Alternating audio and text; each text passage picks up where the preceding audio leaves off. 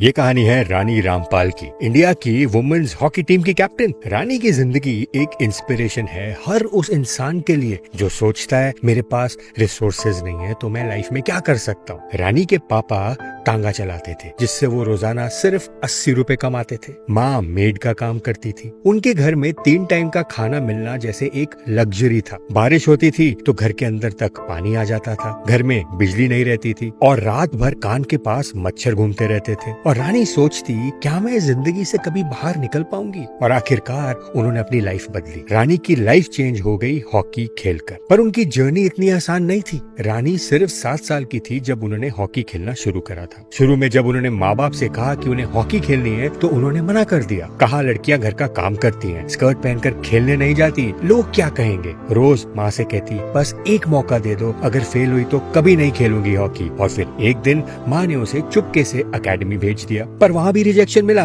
Coach ने कहा तुम बहुत कमजोर हो, इस ट्रेनिंग का प्रेशर नहीं झेल पाओगी। लेकिन रानी ने तो ठान लिया था। उसने एक टूटी हुई हॉकी स्टिक उठाई और सलवार कमीज में ही प्रैक्टिस करने लगी। ना शूज थे ना प्रॉपर यूनिफॉर्म, पर जुनून था, जिद थी। उनके पास रिसोर्सेज की बेशक कमी हो लेकिन डिटर्मिनेशन इतना था कि वो रोज सुबह 4 बजे उठ जाती और ट्रेनिंग करती। 4:30 बजे साइकिल उठा के निकल पड़ती थी अकेडमी के लिए। फिर स्कूल से वापस आके फिर अकेडमी। रात को घर लौटने पर स्कूल का होमवर्क भी करना होता था, वो भी कैंडल या मिट्टी के दिए के सहारे, क्योंकि घर में बिजली नहीं रहती थी। रानी बताती है कि उनके घर में अलार्म क्लॉक भी नहीं थी, तो सुबह 4 बजे अकेडमी जाने के लिए माँ रात भर जागती थी, सिर्फ इसलिए कि रानी को सही वक्त पे उठा सके। उनकी माँ आसमान देखकर अंदाजा लगाती थी कि सुबह हो गई है या नहीं। रानी बताती है कि एक दिन उनके स्कूल में राइटिंग कंपटीशन था जिसमें उन्होंने सिर्फ इसलिए पार्ट लिया था क्योंकि उसका प्राइज था अलार्म क्लॉक, और उन्होंने वो कंपटीशन जीता भी। उस दिन रानी के लिए वो अलार्म क्लॉक एक गोल्ड मेडल से कम नहीं था।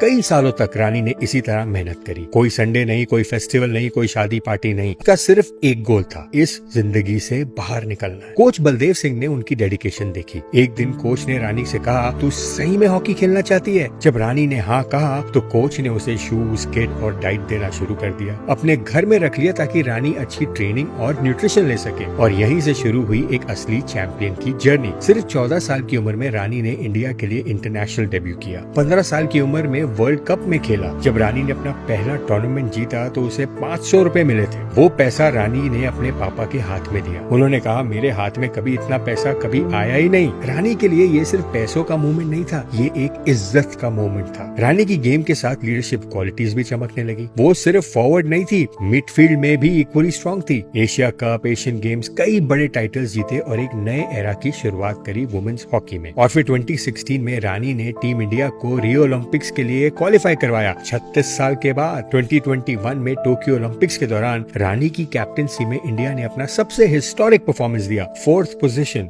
Just narrowly missing the bronze medal. उस हार में भी जीत थी क्योंकि पूरे देश ने उन लड़कियों को सैल्यूट किया जिन्होंने अपना खून पसीना बहाकर नेशन के लिए खेला। रानी रामपाल को पद्मश्री मिला, खेल रत्न मिला, अर्जुना अवार्ड भी मिला। World games athlete of the year award जीतने वाली वो पहली इंडियन हॉकी प्लेयर बनी। और सबसे इम्पोर्टेंट, रानी ने अपने पापा का तांगा बंद करवा दिया और उनके लिए एक नया घर खरीदा। लेकिन वो तांगा आज भी उनके घर के बाहर रखा है, याद दिलाने के लिए कि उनकी शुरुआत कहाँ से हुई थी।